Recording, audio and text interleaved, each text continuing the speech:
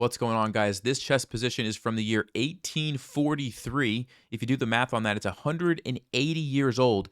It's white to play and win.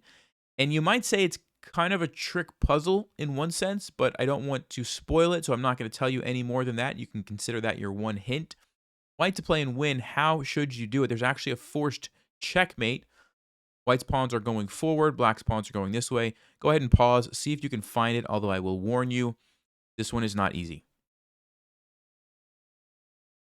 All right, if you had a chance to look at that, let's talk about what's going on here. So it's a wild position. But the major problem for white here is that black has some serious threats, right? You're about to get checkmated over here multiple different ways. And on top of that, I should point out, both of these knights are pinned, okay? Which is an important detail in the position. You can't use these knights because of the pins, right? Otherwise, you could start thinking about moves like knight to e3 check to get the knight involved or something to do there, but you just can't. So what can we do, knowing that we have to have some checks, right? Because if we don't do a check, we're just going to get checkmated, right? All right, what are the checks? Well, we could go check with the bishop. Doesn't really do anything. The king just runs back to g6. It's got all sorts of, ways to escape. That's not going to help us. What else can we do? Well, queen to d3 check maybe came to your mind, right? But how does this really help us? Well, the king's going to go back. Do we have a follow-up? Not really. We'd like to be able to play knight to e4 here, check, but remember, that's pinned. We can't use that piece. There's really no good follow-up, and black still has all of these major threats. So that's not going to cut it either. So what else could we do? Well, the winning move in this position, wait for it, is a queen sacrifice. Queen takes f4 check, giving up the queen, but notice what it does. It doesn't allow the king to escape backwards because you've got all of these squares covered. So now the king is forced forward. But the problem is we're kind of running out of pieces. I mean, the knights are still pinned, right? So we can't use those. What could we possibly do? What do you guys think the next move is? You had a chance to look at that. It's rook to f1 check. In keeping with the theme, that's really the only move that makes sense, right? It's the only check on the board. So rook to f1 check. And the king only has one move here. Notice this is taken away from the knight. This is taken away from the other knight. And this is taken away from the pawn. The king has to go to g4. And this is probably one of the most difficult moments in the puzzle. What is white's next move right here? White to play and win. There's only one winning move. All right, well, if you had a chance to look at that, I'm guessing a lot of you maybe said capture here with the pawn or maybe play bishop to d7 check, because when you look around for some checks, those are really the only two moves that seem to make any sense. So let's go ahead and talk through why those don't really cut it. So first of all, bishop to d7 check. It looks good, but black can simply block with the knight. And how are you going to follow up? I mean, what are you going to do? You could take here. The king's just going to run away. I mean, you could take the knight, but black doesn't really care. They're just going to take you. And again, you could take here. The king's just going to move somewhere. You're running out of pieces. You don't really have anything. Okay, so bishop to d7 check is not the correct move.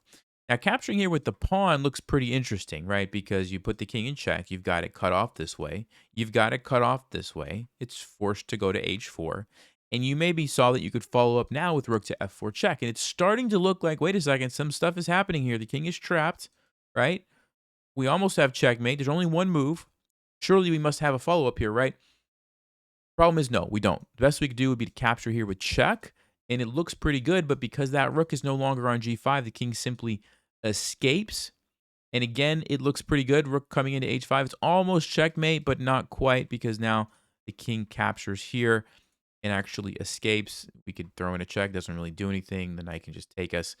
We have no way to finish off the game. So it was close, but it didn't quite cut it, okay?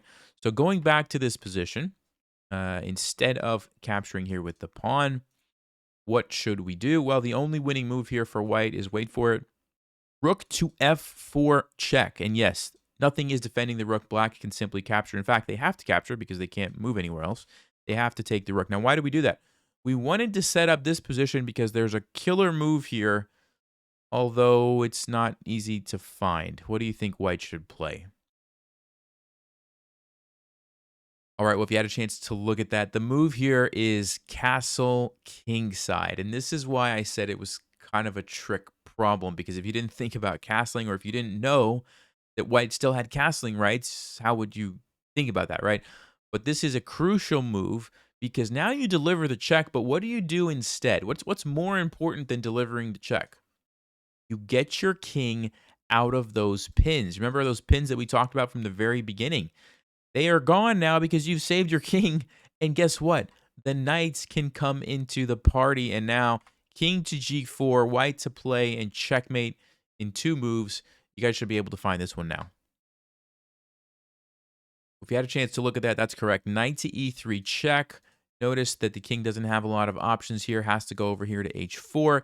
And after that, you can follow up with knight to f3 with the beautiful checkmate here using the knights and the bishop.